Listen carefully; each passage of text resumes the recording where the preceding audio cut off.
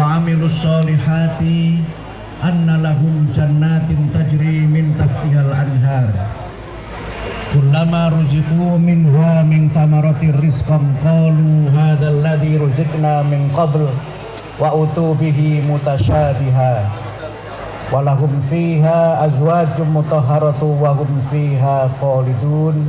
Sadaqallahul Adzim.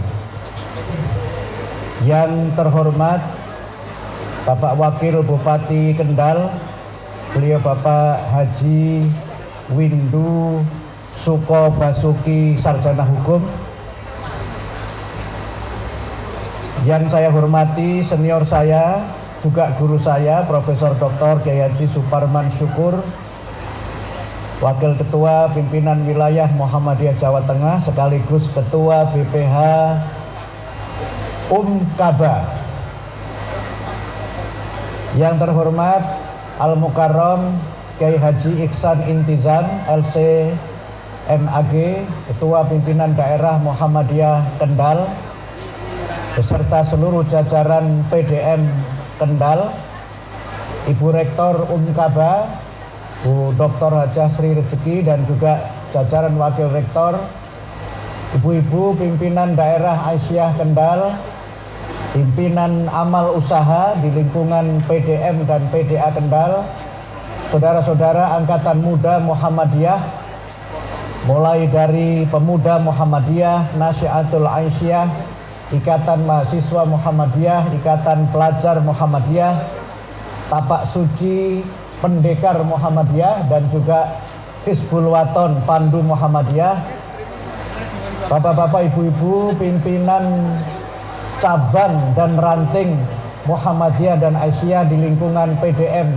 dan PDA Kendal, serta singkatnya seluruh hadirin wal hadirat rahimakumullah. Alhamdulillah, syukurillah, pada pagi yang sangat indah dan cerah ini kita dipertemukan oleh Allah di majelis pengajian yang mubarak ini dalam keadaan iman, Islam, dan sehat walafiat. Hari ini pengajiannya 4 in 1. Jadi ngiras-ngirus pengajian untuk 4 hal. Yang pertama adalah Milad Muhammadiyah versi Hijriyah. Karena milad kita ini ada 2 versi Hijriyah dan versi Miladiyah. Yang insya Allah kalau kita mengikuti kalender Hijriyah, Milad Muhammadiyah itu bertepatan dengan 8 Zulhijjah. Yang tahun ini kita sudah memasuki usia yang ke-113. Yang kedua, pengajian dalam rangka Hari Bermuhammadiyah. Yang tadi saya tanya Pak Ketua PDN, Pak Kiai, pengajian ini diselenggarakan 3 bulan sekali. Kemudian yang ketiga, pengajian dalam rangka tasyakur SK dari Kaba. Ini saya kira perlu kita bersyukur semuanya bersama-sama. Kemudian yang keempat, apa Pak yang keempat? Dalam rangka sukses Muktamar Muhammadiyah Aisyah ke-48. Yang penting-penting tadi sudah disampaikan oleh Pak Ketua PDM, senior saya Profesor Suparman, dan juga Pak Wakil Bupati tentang sukses penyelenggaraan acara ini. Ukurannya tadi yang pertama, kalau snacknya habis. Yang berikutnya jalannya macet. Saya tambah lagi kalau banyak yang tidak kebagian kursi. Kemudian lagi ukurannya adalah kalau banyak yang gembrobyos. Itu saya kira juga bagian dari ukuran sukses acara ini. Tapi yang lebih dari itu adalah bagaimana niat kita menyelenggarakan pengajian mendapatkan rahmat dan ridho dari Allah Subhanahu wa Ta'ala. Itulah sukses yang terbesar. Nah, sukses antara adalah bagaimana kita ini bisa terus beramal dalam bahasa Profesor Suparman dan dalam bahasa Pak Kiai Iksan tadi adalah bagaimana kita berjihad, beramal soleh, memajukan umat, memajukan bangsa dengan amal-amal usaha Muhammadiyah. Saya memperkuat yang disampaikan Profesor Suparman tadi, mengapa kalau Muhammadiyah membangun senantiasa selesai. Selain karena fadilah, kemuliaan dan pertolongan Allah, menurut saya karena kita itu pakai filosofinya orang Kendal. Kendal itu bisa dibaca kendel. Kenapa Muhammadiyah itu bisa selesai? Itu karena kendel, karena berani. Saya tadi malam sama Pak Budi diberikan banyak cerita asbabul wurud atau asbabun nuzul, mengapa banyak amal usaha itu berdiri. Pak Budi cerita bagaimana membeli lahan yang 800 juta, modalnya hanya 100 juta. Iku nek ora kendel, ora nekat, mesti ora wani. Tetapi alhamdulillah karena kendel itu, maka kita ini bisa terus banyak berbuat. Muhammadiyah itu kenapa bisa maju? Karena tidak kendel. Kalau kita tuh kendel, meneng wae, gur plonga-plongo, tela-telo, ya nggak bakal maju. Karena itu saya kadang-kadang berpikir orang Muhammadiyah ini nekat apa jihad, itu beda tipis sebenarnya. Tetapi alhamdulillah saya keliling Indonesia, bahkan ke luar negeri, selalu yang dicita-citakan Muhammadiyah itu tercapai. Selalu yang diniatkan Muhammadiyah itu terbangun dengan baik. Sehingga saya mengajak Bapak Ibu sekalian untuk bersyukur, karena alhamdulillah setelah usia 113 tahun ini atau 109 menurut hitungan miladiah, insya Allah nanti 110-nya pas muktamar, Muhammadiyah ini tidak hanya menjadi gerakan yang berskala nasional, tapi juga sudah menjadi gerakan yang berskala internasional. Muhammadiyah ini sudah punya cabang istimewa di 28 negara. Dan insya Allah cabangnya ini cabang yang maujud, bukan cabang yang gaib. Cabang yang memang kegiatannya ada dan memiliki amal usaha. Tadi saya sebelum acara ngobrol sama Pak Kiai Haji Sahur bagaimana Muhammadiyah Mesir. Muhammadiyah Mesir itu punya TK Aisyah Bustanul Atfal di Mesir yang sudah 4 kali mewisuda. Dan wisudawan-wisudawatinya itu tidak hanya warga negara Indonesia, tapi juga warga negara dari berbagai belahan dunia. Di situ ada penginapan sekelas hotel, Pak Wakil Bupati. Jadi kalau Bapak nanti tindak ke Mesir, boten perlu nginep wonten hotel, nginep mawon teng hotelnya Muhammadiyah Mesir. Waktu peresmian itu kata Pak Duta Besar, ini mesnya PCIM sekelas hotel berbintang. Kalau hotel berbintang itu melebihi hotel bulan bintang. Alhamdulillah di Mesir juga ada tapak suci Muhammadiyah yang anggotanya itu lebih dari, oh ini ada juga ya. Nah ini juga di sini juga, ini Muhammadiyah Mesir ya. Anggotanya itu lebih dari 300. Dan 90% Muhammadiyah Mesir tapak sucinya itu warga negara Mesir. Saya sempat bertemu dengan mereka, salah satunya dengan pesilat perempuan Mesir. Saya tanya, kenapa Anda ikut tapak suci? Jawabannya, supaya saya kalau digoda laki-laki saya berani melawan. Alasannya begitu. Alhamdulillah, dan itu sudah mendapatkan pengakuan dari pemerintah Mesir. Sehingga tahun ini saya mendapat informasi sudah ada performan atau penampilan tapak suci Mesir di hadapan Menteri Olahraga Mesir. Mungkin nanti saya usul supaya tapak suci tampil di depannya Muhammad Salah. Sehingga nanti Salah bisa juga menjadi simpatisan Muhammadiyah Mesir. Alhamdulillah juga sudah ada Muhammadiyah yang sebelumnya cabang istimewa, sekarang ini sudah punya badan hukum di negara di mana pimpinan cabang itu berdiri. Yang pertama saya perlu menyebut Muhammadiyah Australia.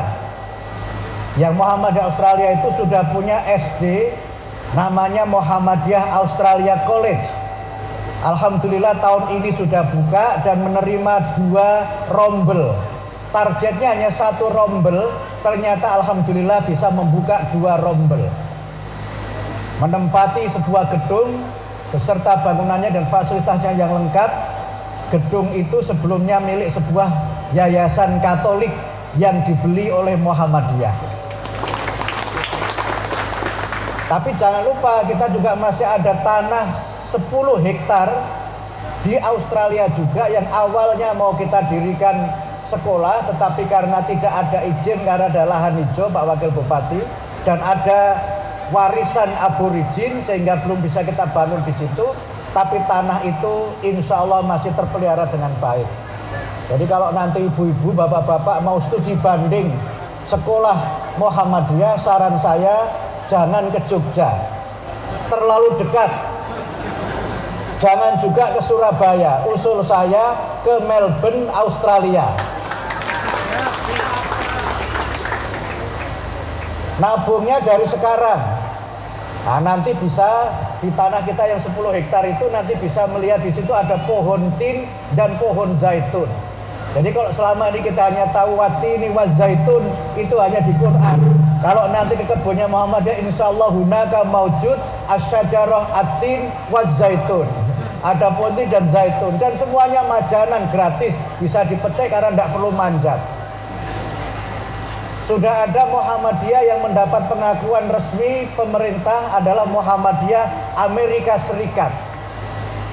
Yang ketuanya adalah profesor dosen di University of California at Riverside. Jadi ketua cabangnya orang gemen-gemen, ketua cabangnya itu profesor. Kemudian Muhammadiyah Jerman, yang ketua cabangnya Bu Dokter Diah. Aslinya dari Kebumen, suaminya itu orang Bosnia. Bu Dokter Diah itu ketua Muhammadiyah Jerman. Kemudian yang juga sudah punya badan hukum adalah Muhammadiyah Jepang. Itu juga sudah punya badan hukum di negara Jepang sehingga sudah punya kewenangan sebagaimana Muhammadiyah yang ada di Indonesia ini. Yang sister organization kita punya Singapura. Kemudian Malaysia itu ada 2. Malaysia itu ada sister organization yang pusatnya di Penang. Kemudian cabang istimewa yang pusatnya di Kuala Lumpur. Bahkan khusus untuk Malaysia sudah punya ranting istimewa. Ketua Muhammadiyah cabang istimewa Malaysia ini Profesor Soni Zulhuda, juga seorang profesor di Universitas Internasional Malaysia. Dan Muhammadiyah yang lain-lainnya. Oleh karena itulah maka Bapak Ibu sekalian, kita sekali lagi harus senantiasa bersyukur kepada Allah karena atas anugerahnya, atas nikmatnya, atas inayahnya Muhammadiyah yang kita cintai ini semakin lama semakin berkembang dan mudah-mudahan bisa menjadi gerakan yang sesuai dengan tema muktamar ini, gerakan yang memajukan Indonesia dan mencerahkan semesta. Bapak Ibu, saya juga perlu menyampaikan apresiasi khusus kepada PDN Kendal yang karena kendelnya itu, karena tidak pernah kendel itu, maka Kendal kemudian terus berkembang. Rumah sakitnya sudah ada 4, mau 5. Itu nanti kalau sudah punya 5 akan menyamai Klaten yang sekarang memang masih paling banyak rumah sakitnya. Sekarang mungkin sudah sama dengan Kebumen yang sudah punya 4, sudah di atasnya Kudus yang baru punya 3. Insya Allah saya yakin semalam rombongan PDN ketemu saya sambil makan enak itu cerita akan mendirikan lagi di kawasan industri Kendal. Kemudian mendirikan lagi entah di mana sehingga ainama kuntum, kemanapun Anda berada, fasamma al-mustasfa al-Muhammadiyah, kamu akan ketemu rumah sakit Muhammadiyah. Rahasianya bagaimana? Rahasianya karena orang Muhammadiyah itu senantiasa gembira. Saya tadi membaca firman Allah di dalam surah Al-Baqarah, ayatnya berapa nanti cari sendiri. Insya Allah ini ayat asli, bukan seperti kata Profesor Suparman itu ayat kreativitas. Yang disampaikan Profesor Suparman itu ayatul bid'ah, kira-kira begitu. Allah berfirman, wa basyiril ladzina amanu wa amilus sholihat anna lahum jannatin tajri min tahtihal anhar. Dan berikanlah kabar gembira kepada hamba-hamba Allah yang beriman dan beramal soleh. Kenapa perlu mereka kita berikan kabar gembira? Karena Allah menjanjikan bagi mereka surga yang di bawahnya mengalir sungai-sungai. Surga yang di dalamnya Allah memberikan rizki yang tidak kita minta dan rizki yang kita minta, dan surga yang di dalamnya kita mendapatkan apapun yang dijanjikan oleh Allah kepada kita. Karena itu maka ayat ini bisa punya dua makna menurut saya. Yang pertama, kita itu harus senantiasa bergembira sebagai orang beriman dan sebagai orang yang beramal soleh, karena Allah menjanjikan balasan yang terbaik atas amal yang kita lakukan. Dan oleh karena itu maka kita ini harus senantiasa beramal dengan gembira, beramal dengan ikhlas, beramal dengan penuh sukacita. Kebahagiaan kita itu bukan terletak dari berapa banyak yang kita terima, tetapi dari berapa banyak yang bisa kita berikan untuk membahagiakan orang yang lainnya. Kebahagiaan yang sejati adalah kalau kita bisa ikhlas melihat orang itu bahagia karena kita sedikit bisa membantu mereka. Dan itulah kenapa di Muhammadiyah itu, tadi Pak Wakil Bupati menyampaikan bagaimana orang-orang Muhammadiyah itu senantiasa gembira dan guyup. Gembira dan guyup. Tidak ada ceritanya orang Muhammadiyah dimintai sumbangan berkeluh kesah, itu tidak ada ceritanya.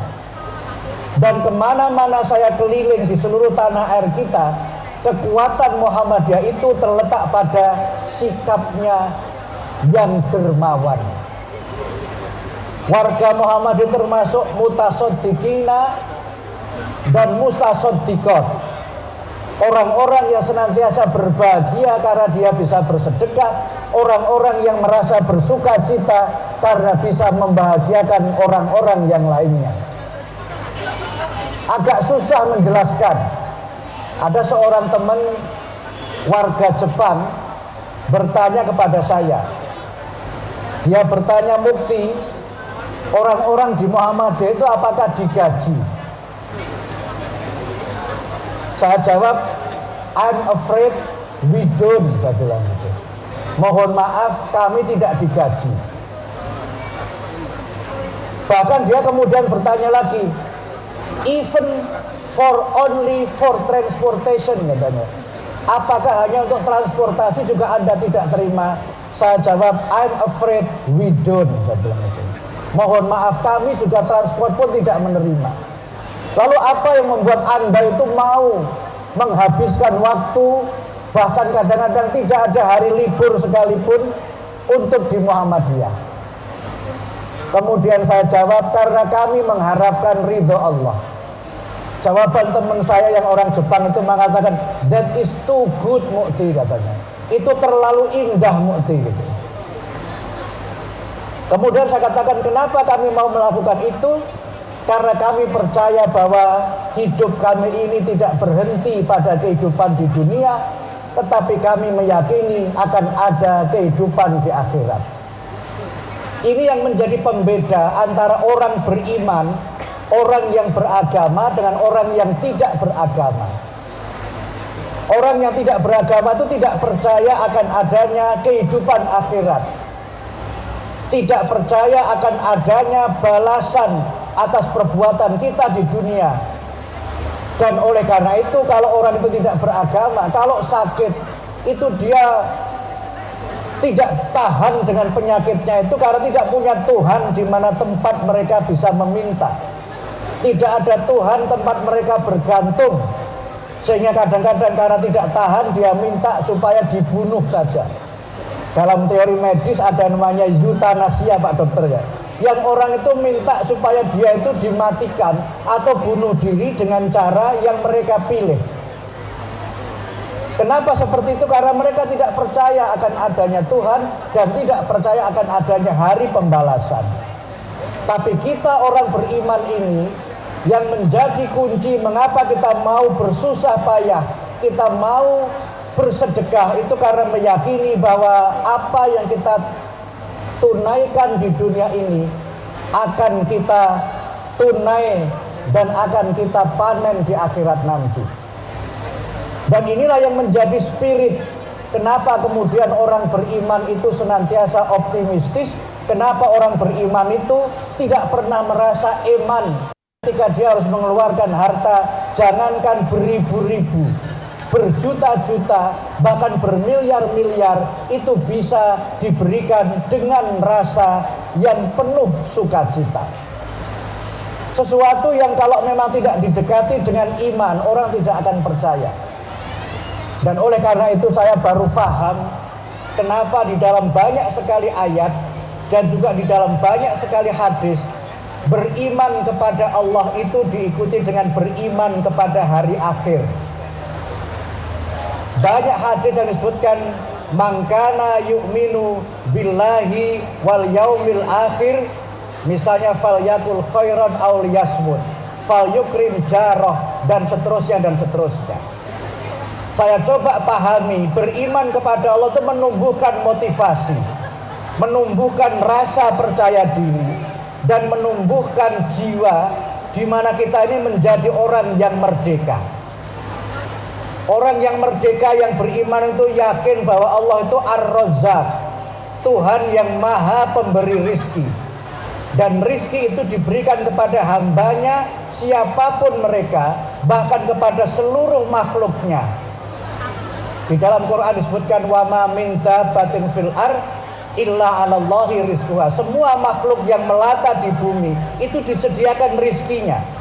Jadi dia tidak pernah berpikir ketika mengeluarkan uang 100 juta, 10 juta, 1 miliar, kemudian bangkrut, itu tidak pernah dia berpikir, karena yakin Allah akan menggantinya dengan rizki dari sumber-sumber yang manusia tidak bisa memperkirakan sebelumnya. Saya tanya bapak-bapak, ibu-ibu, apakah ada orang yang lomo, orang yang banyak berderma, kemudian bangkrut? Ada Pak? Nggak ada, mafi, nggak ada. Yang banyak bangkrut itu yang medit, yang cetil, yang metitil, yang bakhil, itu yang malah dia bangkrut. Karena itulah maka Bapak Ibu sekalian, iman itu menumbuhkan kita keyakinan bahwa yang kita ikhtiarkan ini akan berhasil, karena Allah itu maha menolong. Allah itu maha kuasa yang bisa menjadikan sesuatu yang mustahil menjadi sesuatu yang real. Karena itu saya mendengar cerita bagaimana Kaba ini digabung, bagaimana proses negosiasi itu berjalan, dan ternyata ini akan menjadi Kaba yang tidak sekedar menjadi Amitabha. Tetapi iman kita kepada Allah itu diikuti dengan iman kepada hari akhir. Maknanya ada 3. Maknanya adalah bahwa kehidupan kita ini memang akan berakhir. Sehingga disebutkan dunia itu fana, akhirat itu baqo atau kekal. Kemudian yang kedua, sesuatu yang ada di dunia ini itu pasti akan ada urusannya di akhirat. Dan kemudian yang ketiga, orientasi akhirat itu artinya adalah orientasi kehidupan yang jauh di masa depan. Sehingga kalau kita membaca di dalam kitab tafsir Al-Akhirah, ini ada Profesor Suparman, beliau ini wahwa Ustadz fil lughatil Arabiyah. Beliau ini profesor bahasa Arab. Kalau saya anak Ustadz fi kulliyatit tarbiyah. Kalau saya ini profesor pendidikan. Jadi kalau kita baca di Quran, Al-Akhirah itu artinya Al-Aqsa, sesuatu yang jauh. Sehingga sering Al-Akhirah itu dimaknai sebagai sesuatu yang punya jangka yang tidak terbatas. Sehingga orang yang berorientasi akhirat itu orang yang hidupnya tidak jangka pendek. Ad-dunya itu artinya sesuatu yang sangat jangka pendek. Di dalam Al-Quran, dunia dan akhirat itu sama-sama disebutkan sebanyak 115 kali. Yang dari ayat-ayat itu, dunia dan akhirat itu paling tidak punya 4 pengertian. Yang pertama, dunia itu berarti kehidupan di mana kita lahir dari rahim ibu sampai kita masuk liang lahat, itulah kehidupan dunia. Yang panjangnya bervariasi. Sebagian kita diberi umur yang panjang, sebagian kita diberi umur yang pendek. Itulah kehidupan dunia. Yang kedua, dunia itu artinya adalah alam semesta. Alam semesta atau the world atau the universe itu sering disebut sebagai dunia. Kemudian yang ketiga, dunia itu adalah sesuatu yang bersifat material, sesuatu yang sifatnya itu bendawi. Kemudian yang keempat, dunia itu adalah orientasi kehidupan yang berjangka pendek. Sehingga dunia seringkali disebut sebagai al-ula, sesuatu yang mendahului. Sedangkan al-akhirah itu sesuatu yang mengikuti. Karena itu maka al-akhirah adalah kehidupan setelah manusia meninggal dunia, setelah manusia mati. Itulah kehidupan akhirat, dimulai dari kehidupan di alam barzakh. Kemudian yang kedua, al-akhirah itu artinya adalah kehidupan yang sifatnya spiritual, bukan sesuatu yang sifatnya material. Kemudian yang ketiga, al-akhirah adalah sesuatu yang dia berjangka panjang secara orientasi. Kemudian yang keempat, al-akhirah adalah sesuatu yang dia bersifat abadi. Oleh karena itulah maka Bapak Ibu sekalian, dunia akhirat itu dua-duanya penting. Sehingga Quran mengingatkan kita untuk meraih dunia dan meraih akhirat. Tetapi kita tidak memisahkan antara dunia dengan akhirat. Karena yang kita tanam di dunia, yang kita sedekahkan di dunia, nanti akan kita bawa di akhirat. Inilah perbedaan antara orang beriman dengan orang yang tidak beriman. Termasuk dalam kaitan ini adalah bagaimana kemudian warga Persyarikatan Muhammadiyah itu menjaga amanah. Jadi selain banyak sedekah, warga Muhammadiyah itu senantiasa menjaga amanah. Warga Muhammadiyah itu pantang menjadi orang yang khianat. Sehingga karena itu, kalau tadi Prof. Parman menyebutkan Lazismu sekarang merupakan lembaga amil zakat yang alhamdulillah pendapatannya menempati top rank nasional, dan selalu laporannya itu wajar tanpa perkecualian. Itu karena kita menjaga amanah. Ini memang tidak mudah di tengah banyaknya lembaga pengumpul zakat atau lembaga filantropi yang sekarang ditengarai tidak amanah. Mungkin Bapak Ibu mengikuti bagaimana ada seorang direktur lembaga filantropi yang uangnya itu adalah haknya fakir miskin, haknya kaum du'afa, dia tega gunakan untuk hidup bermewah-mewahan. Saya tidak habis pikir itu bagaimana seseorang bisa menggaji dirinya sendiri 250 juta sebulan. Itu gaji Profesor Suparman setahun. Gak apa-apa, sesama profesor boleh buka-buka. Jadi beliau itu gajinya sebagai profesor senior itu haula isrina miliun, sekitar 20 juta saja. Kalau saya masih tahta isrina milyun karena profesor junior. Tetapi masih fauqa guru, apalagi guru honorer. Jadi gaji yang bersangkutan ini di atasnya gaji Profesor Suparman selama 1 tahun. Dia bisa menggaji dirinya sendiri, tetapi menurut saya itu melampaui batas, walaupun mungkin tidak salah, tetapi tidak pantas. Tidak pantas. Saya ini komisaris salah satu bank.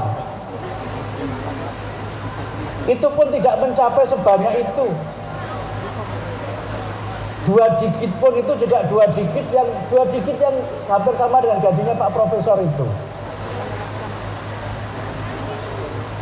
Mobilnya itu Pajero, yang Pajero beneran. Sementara banyak kita ini ketua PDA mungkin mobilnya itu Pajero, maksudnya panas jobon jero, alias tanpa AC. Padahal ketua PDM itu kalau eselonisasinya itu setingkat dengan bupati. Eselonisasinya, pendapatannya memang tidak sebanding, tapi pendapatnya itu banyak sekali PDM itu. Karena itu maka ada sempat khawatir bagaimana kalau nanti berimbas ke Muhammadiyah. Insya Allah tidak. Karena kalau kita melihat bagaimana Muhammadiyah itu bisa berkembang, karena orang-orang Muhammadiyah itu orang-orang yang amanah, orang-orang yang dapat dipercaya. Orang-orang Muhammadiyah itu amanah dalam pengertian orang-orang yang profesional. Profesional itu artinya dia bekerja dengan kemampuan yang dia miliki. Sehingga alhamdulillah orang-orang itu yakin punya tanah 10 hektar diwakafkan, punya tanah 5 hektar diwakafkan. Bahkan ada Pak Parman di Kepulauan Komodo itu ada hamba Allah yang wakaf 100 hektar.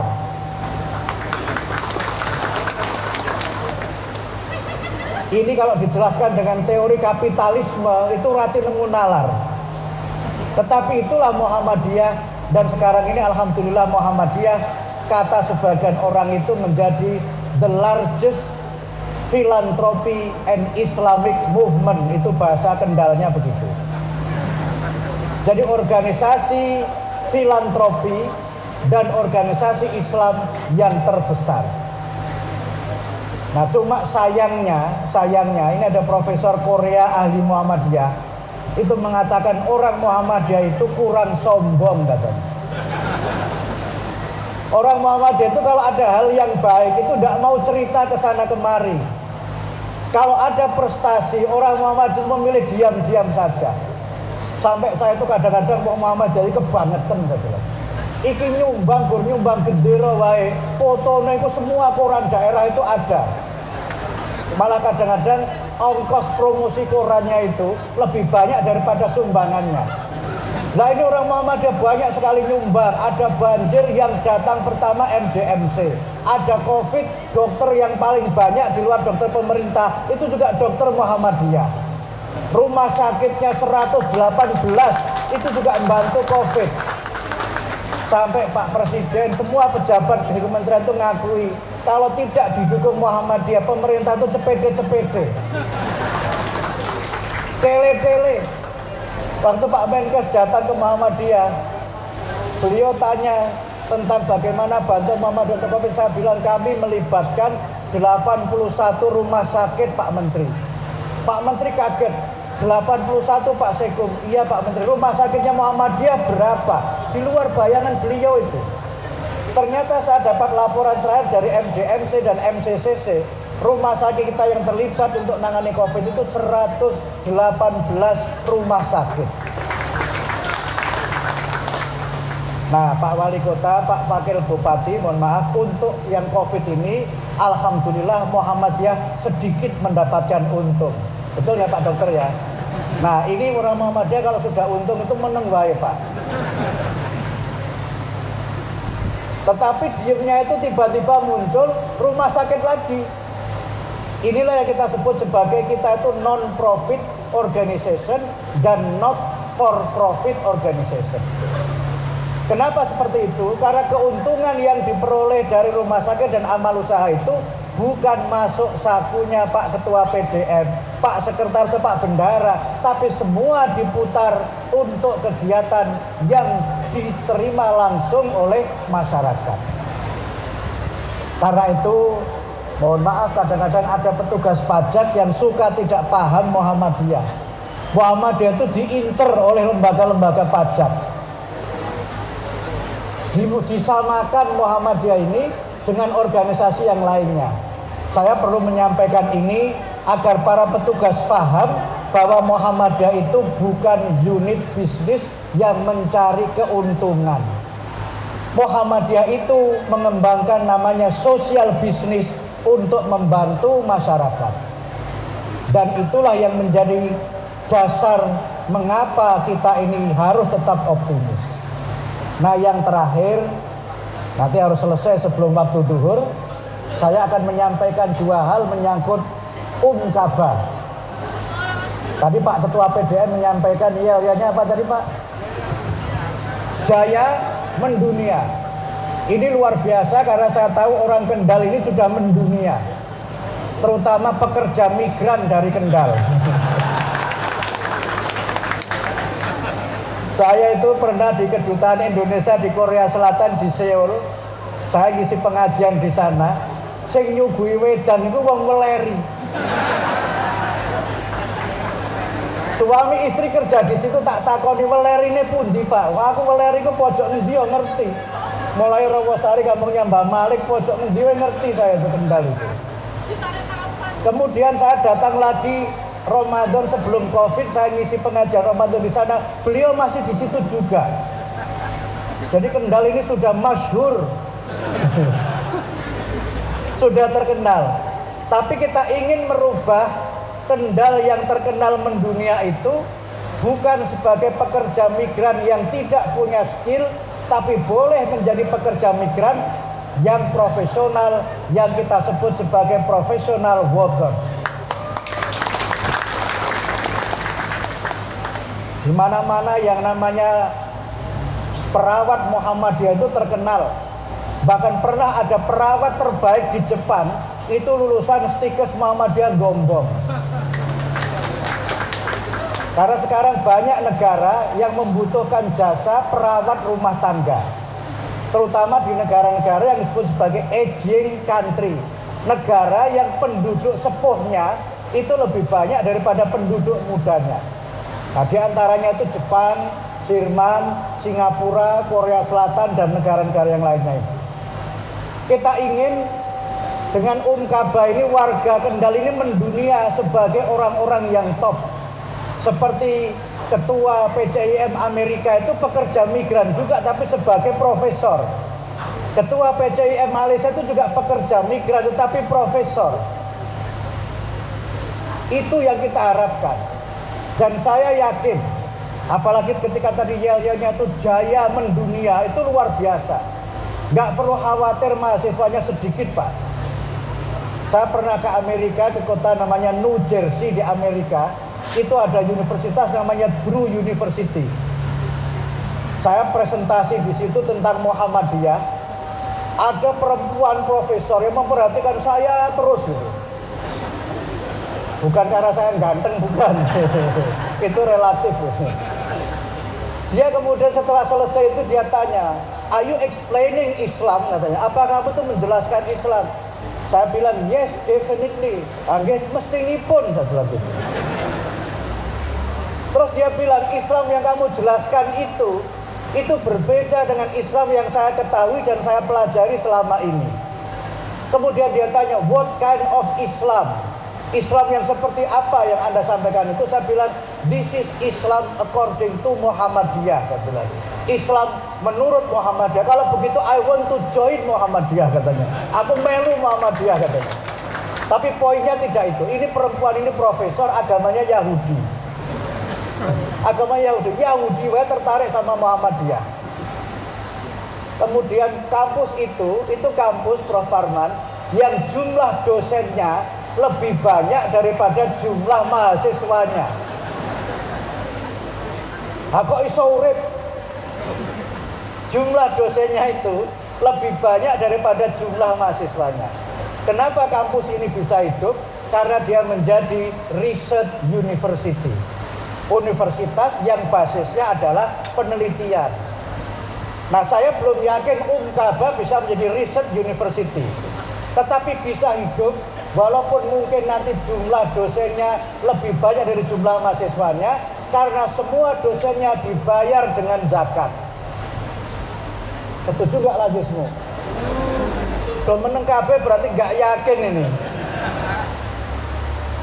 Kalau semua dosennya dibayar dengan zakat, yang kuliah dibayar dengan zakat infak sedekah, berapapun mahasiswanya, mafi muskilat, nggak akan ada masalah. Bapak Ibu, di dalam Islam itu ada 6 sumber dana filantropi dan pemberdayaan umat, yang kalau itu dikelola dengan amanah dan profesional, umat itu akan maju. Yang pertama tentu zakat, yang kedua itu infak, yang ketiga sedekah, yang keempat itu wakaf, yang kelima itu hadiah, yang keenam itu hibah. Kalau 6 ini dikelola dengan baik, nggak usah khawatir Pak Ketua PDM, Bu Rektor, Kaba ini akan hidup. Karena itu saya sering memaknai zakat itu punya 3 dimensi. Dimensi yang pertama itu tazkiyatun nafs, membersihkan jiwa manusia dari terlalu mencintai harta. Kalau orang itu terlalu cinta dunia, hubbud dunia, wa karahiyatul maut, itu sumber kehancuran, itu sumber umat menjadi lemah. Sehingga pangkal pertama orang zakat itu harus punya jiwa yang bersih, punya jiwa yang dia itu berusaha untuk menjadi orang yang baik. Yang kedua itu tazkiyatul mal, membersihkan harta kita dari hak orang lain yang ada pada harta kita. Di dalam Quran disebutkan wa fi amwalihim haqqum ma'lum lis-sa'ili wal mahrum. Di dalam harta mereka itu ada sejumlah harta yang dia sudah harus dia maklumi menjadi haknya orang miskin yang meminta-minta dan orang miskin yang tidak meminta-minta. Nah, kemudian yang ketiga, ini yang penting dan ini yang jarang disebut, adalah tazkiyatul muskilat, menyelesaikan berbagai macam persoalan dalam kehidupan kemasyarakatan. Itu boleh dengan zakat, boleh dengan infak, boleh dengan sedekah. Bahkan mohon maaf, ini ada bapak dari anggota DPRD, dalam sebuah perbincangan dengan almarhum Profesor Yunahar Ilyas itu, beliau sempat punya pemikiran caleg-caleg Muhammadiyah itu boleh dibiayai dengan zakat. Karena banyak caleg Muhammadiyah itu caleg fuqara masakini. Karena fuqara masakini maka kalah melulu. Nah, asnafnya masuk mana saya belum tahu. Mungkin bisa masuk asnaf sabilillah ya Pak ya. Atau kalau Ibnu Sabil enggak lah. Ibnu Sabil itu pengungsi apa? Itu bisa masuk sabilillah itu menurut saya. Supaya apa? Supaya Muhammadiyah ini punya semakin banyak anggota-anggota legislatif. Nah, ini nanti monggo dikaji tafsirnya. Saya kira yang ahli adalah Pak Ketua PDM, karena Pak Ketua PWM, karena beliau namanya Pak Tafsir. Tetapi yang poin penting di luar itu adalah banyak muskilat itu bisa diselesaikan dengan itu. Ustadz Iksan ini alumni Al-Azhar. Al-Azhar itu negara Mesir. Mesir itu secara ekonomi, itu ekonominya tuh kete-kete. Mesir itu secara ekonomi itu di bawah Indonesia. Mesir itu nyaris menjadi negara gagal, tetapi Al-Azhar itu masih bisa memberikan beasiswa kepada ribuan mahasiswa dari berbagai belahan dunia. Kuncinya apa? Ini kalau nanti salah saya dikoreksi Ustadz Iksan, karena dia ini kan LC lulusan Kairo, saya LC lulusan Ciputat. Karena Al-Azhar itu punya wakaf. Badan wakaf Al-Azhar itulah yang dikelola secara profesional, dan badan wakaf itu yang digunakan Al-Azhar untuk menggaji para ustadz, menggaji para mahasiswa, dan juga mereka yang bekerja. Karena itu maka kalau Al-Azhar bisa, saya yakin Kendal juga bisa. Tetapi selain itu juga penting supaya apa? Mahasiswanya juga perlu diperbanyak. Karena itu semalam saya punya usul, jangan hanya 300 Pak Budi yang beasiswa, bagaimana kalau yang beasiswa itu 500? Ini yang tepuk tangan cuma yang di pinggir-pinggir, karena rupanya mahasiswa yang tepuk tangan ini. Kalau 500 caranya bagaimana? Gampang saja. Warga Muhammadiyah yang agnia, Pak Malik, satu mahasiswa beasiswa namanya Malikiyah. Pak Zabidi satu beasiswa Zabidiyah gitu nanti. Pak Mariono beasiswa Marioniyah gitu. Nggak apa-apa, dan itu bisa kita lakukan. Mohon maaf kalau itu bisa kita lakukan, itu kan bagian dari ta'awun, itu bagian dari amal jariah yang pahalanya tidak terputus walaupun kita sudah meninggal dunia. Kalau hanya membiayai mahasiswa jurusan PGSD itu paling berapa SPP-nya Bu Rektor? 2,5 juta. 2,5 juta untuk satu semester itu kan rohis jidan, itu sama nangkolila itu. Itu lebih murah daripada biaya sekolah SD. Itu murah dan saya yakin bisa. Saya yakin bisa. Mohon maaf, bukan bermaksud ria. Saya itu punya mahasiswa yang saya orang tua asuh itu 11 mahasiswa. Salah satunya lulusan Unimus, FKM lagi. Lulusan tercepat, lulusan terbaik. Itu yang beasiswa ini saya tuh Pak Rektornya nggak tahu kalau saya itu orang tua asuhnya. Ya walaupun gaji dosennya itu gaji 6 koma, setelah tanggal 6 langsung koma begitu.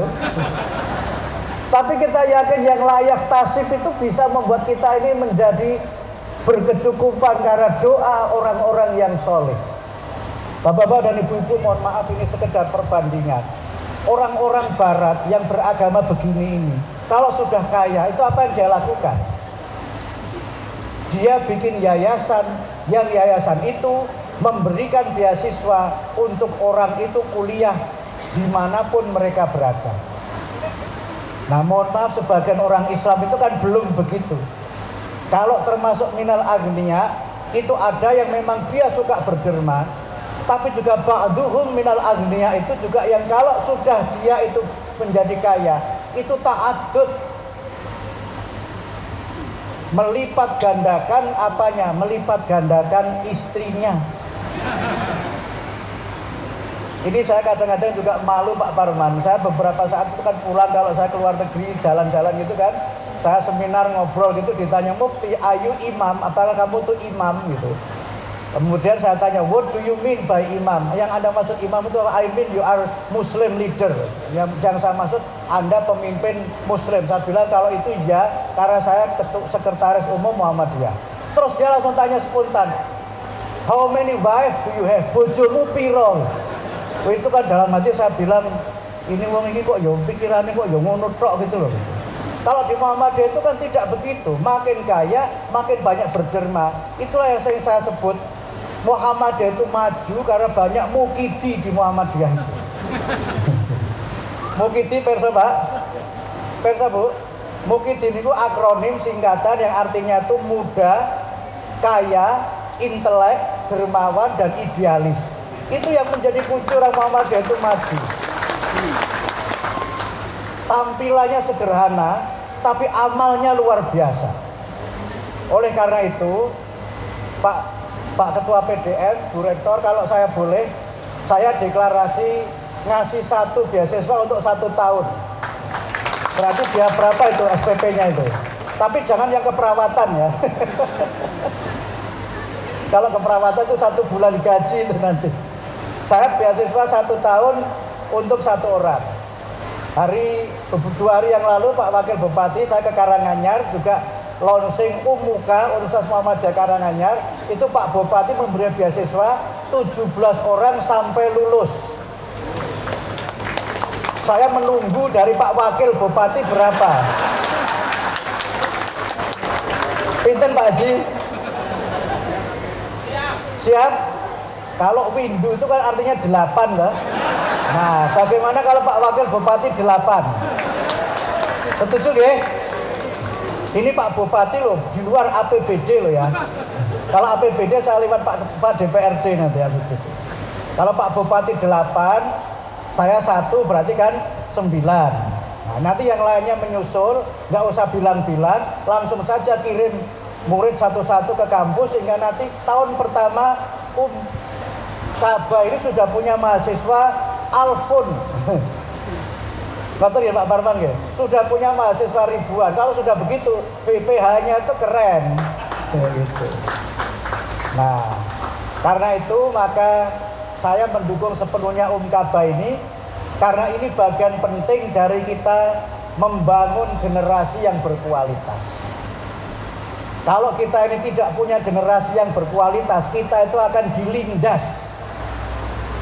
Dunia masa depan, dunia yang katanya revolusi industri itu, kuncinya adalah kualitas, kualitas, dan kualitas. Dan Quran mengingatkan kita agar jangan sampai kita ini meninggalkan keturunan yang lemah. Wal yakhshal ladzina law taraku min khalfihim dzurriyyatan dhi'afan khafu 'alaihim falyattaqullah wal yaqulu qaulan sadida. Jangan sampai kita meninggalkan keturunan yang lemah. Nabi mengingatkan kita al-mu'minul qawiyyu khairum minal mu'minina dha'if. Orang mukmin yang kuat itu lebih baik daripada orang mukmin yang lemah. Pada hadis lain disebutkan al-mu'minul qawiyyu khairun wa ahabbu ilallah minal mu'minina dha'if. Karena itu maka kunci kita membangun generasi yang kuat adalah pendidikan, pendidikan, dan pendidikan. Sehingga Rasulullah Muhammad ketika menerima wahyu pertama adalah perintah untuk belajar. Kalau kita baca Rasulullah Muhammad diutus ke dunia untuk umat manusia itu adalah untuk mencerdaskan umat manusia.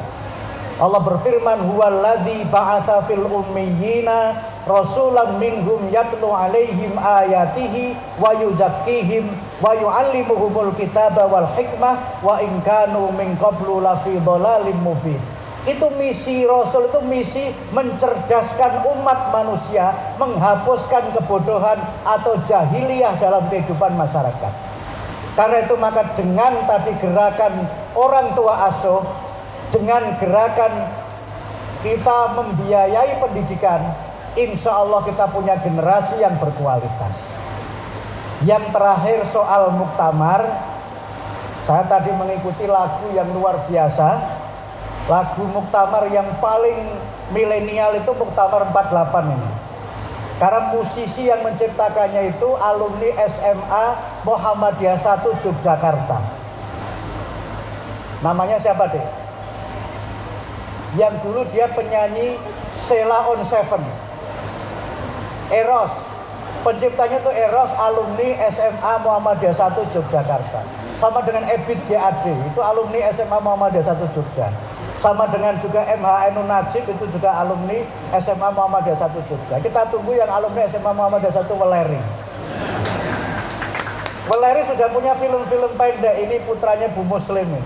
Sering saya dikirimi film-film tentang Muhammadiyah karya dari putra Weleri. Saya yakin ini kreativitas, tetapi kalau saya boleh mengajak Bapak Ibu menyanyi boleh ya Pak ya. Tapi refnya saja, karena yang depan saya nggak hafal. Mungkin supaya enak sambil berdiri kali ya. Artinya solo ordernya sudah pulang? Belum? Sudah? Oh, itu berarti sewanya masih entek apa piye? Kita nyanyi refnya saja supaya kita semangat mengakhiri ceramah saya ini. Monggo. Hafal nggak? Ya, monggo Pak. Atau Pak Dokter yang mimpin. Kita mulai dari itu sambil tepuk tangan. Supaya kita bergembira menyambut Muktamar Muhammadiyah ke-48. Kita mulai 1, 2, 3. Di Solo jalin ukhuwah, Muktamar satukan langkah, bersama majukan Indonesia. Ayo lagi. Di Solo jalin ukhuwah, Muktamar satukan langkah, bersama cerahkan semesta. Komputer. Tan Surya Sulu Perada saban. Siapa yang pintar nyanyi ya? Pak Iksan bisa nyanyi nggak? Kalau beliau nggak bisa nyanyi, sholawat boleh. Siapa yang bisa ini? Musiknya mana? Komputer mas. Komputer bisa nggak? Komputer mas. Refnya saja, khusus refnya saja. Kalau yang depan terlalu panjang. Ini lirik lagu ini diciptakan oleh Profesor Haidar Nasir, Ketua Umum Pimpinan Pusat Muhammadiyah. Ayo. Oh silakan. Ayo Mbak. Nah, ini NA ini penyanyinya. Ini NA apa Raisa ini? Ayo Dek, nyanyi Dek. Kita tampilkan penyanyi dari Nasihatul Asia. Ayo, yang refnya saja, ayo. Di Solo, ayo. Solo, ya. Biar nggak salah. Ya. Yang bagian ini harus hafal karena nanti mungkin di muktamar akan kita minta seluruh muktamirin ikut nyanyi. Kok suwe men loh. Iya. Itu saya lihat video-video, itu ibu-ibu Asia ada lomba nyanyi lagu ini dan saya minta video ibu-ibu Asia itu nanti ditayangkan di TV Muhammadiyah. Sehingga kita bersemangat menyambut muktamar. Ayo Mbak, silakan.